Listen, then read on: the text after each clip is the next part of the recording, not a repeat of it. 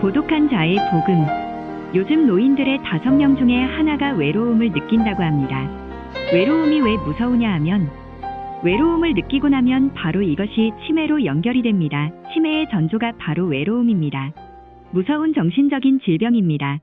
의학적으로는 외로움은 담배를 15개비 피우는 것만큼 해롭고 비만보다도 더 건강에 위험하답니다.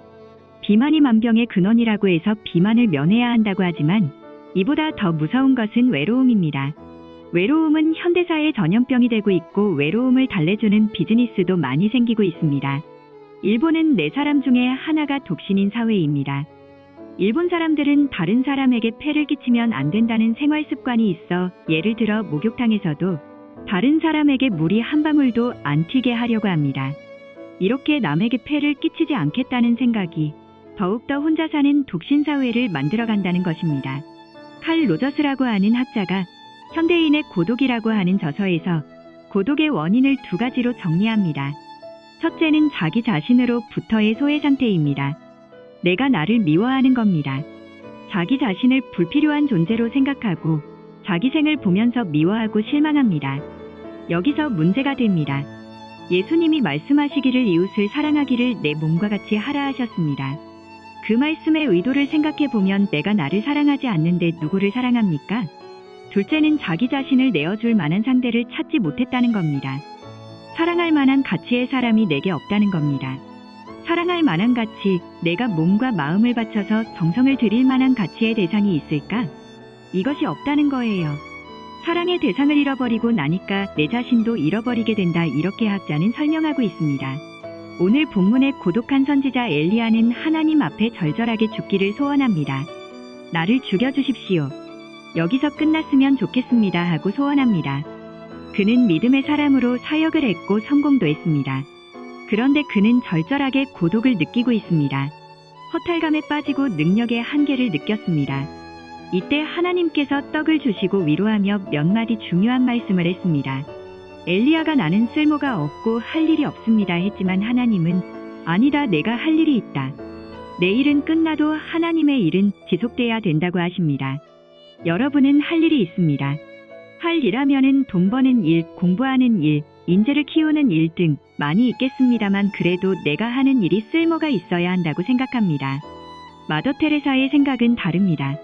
가장 소외된 사람, 현재 당장 죽어가는 사람을 위해서 남은 시간을 그들과 함께하며 위로하고 봉사했습니다. 이 마더 테레사의 영향을 받은 권사님 한 분이 있습니다. 3개월 내에 돌아가실 분을 찾아가서 호스피스 병동에서 그를 위해 정성껏 봉사했습니다.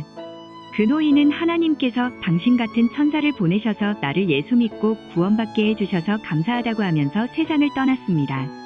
그 다음에 권사님의 말씀은 나는 결혼도 해봤고 연애도 해봤고 자식도 키워봤습니다만 이 노인의 마지막 가는 길을 위해서 봉사하는 순간 이 세상에서 제일 행복한 시간이었다고 했습니다. 3개월의 봉사와 섬김 중에 나는 나대로의 삶의 보람을 느꼈고 그 3개월이 없었더라면 세상을 잘못 살 뻔했다고 간증했습니다. 오늘의 본문, 바알에게 무릎을 꿇지 않은 사람이 7,000명이 있느니라 하신 말씀은 내 눈에는 보이지 않지만 하나님의 깊은 역사는 이루어 가고 있다는 것입니다. 내가 모르는 7,000명이 있다. 고독해 하지 마라 하시는 겁니다. 예수님은 요한복음 16장에서 말씀하시기를 너희가 다 떠날 때가 있다. 그러나 나는 혼자 있는 게 아니라 아버지께서 나와 함께 계시느니라 하셨습니다. 스데반을 생각해 봅니다. 스데반이 고독하게 순교하는 시간이지만 이에서 인자가 그를 지켜보고 있습니다. 그런 고로 외롭지 않았습니다. 그의 얼굴은 천사의 얼굴과 같았습니다. 스데반이 모르고 있는 게 하나 있었습니다. 저 앞에 사울이라는 청년이 있었습니다. 지금은 스데반을 죽이는 일에 가담하고 있지만은 머지않아 저 사람을 통해서 구원의 복음이 온 세계에 전해집니다. 위에는 예수 그리스도께서 보시고 밑에는 자기가 모르는 사도 바울이 있습니다. 신학을 연구한 학자들은 바울 신학은 스데반에서 나왔다고 합니다. 스데반의 그 마지막 설교에서 신학적 감각을 얻고 그것을 위해서 삽니다. 바울은 스데반의 제자인 것입니다. 이 신비로운 역사를 생각해야 합니다. 여러분, 고독은 죄입니다. 기도하는 자에게는 고독은 없습니다. 사랑하는 자에게는 고독은 없습니다. 할 일이 있는 자에게는 고독은 없습니다. 고독을 물리치고 위대한 주님의 역사를 감사하고 감격하는 승리로운 인생이 되어야 할 것입니다.